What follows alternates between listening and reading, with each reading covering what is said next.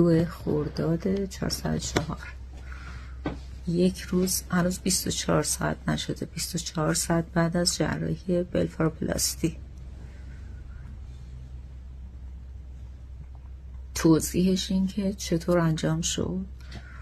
هیچ آزمایشی قبلش نگرفتن، با 3 تا دارو یکم حالت گیجی دادن و منتظر شدم. بعدش جراحی که شکل گرفت یه آنژیکت بستن به دستم، حالا داروی فکر کنم خواب آور یا حالا هرچی تزریق کردن، به عمل انجام شد. کلا فکر کنم 40 دقیقه طول کشید، 1 ساعت طول کشید و بعدش هم که دیگه آخراش فکر کنم من به هوش اومدم، داشتم زیر این چشم‌ها میبستن، یعنی بخیه میزدن، من حس میکردم اینو که درد داشت، ولی همون سرگیجه و اون چیزو داشتم، خواب آلودگی خیلی زیاد.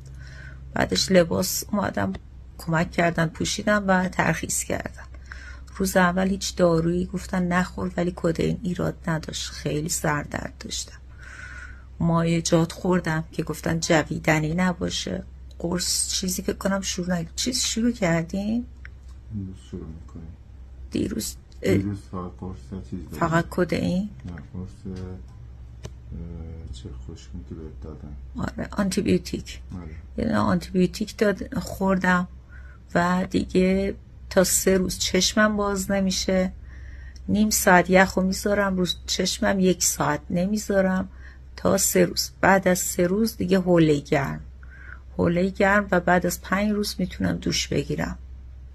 درسته؟ یا چیز دیگه هم داشت؟ همین بود. کرم زیر چشم و کشیدن بخیه و اینا هم که دیگه قرصای ویتامین هم امروز شروع میکنه. آره، اونا هم شروع میشه. بخیه هم بعد از 12 الی 14 روز کشیده میشه دیگه. دارو هم که از روز دوم شروع میشه. ببینیم به چه شکل پیش میره. علی کلی از من مراقب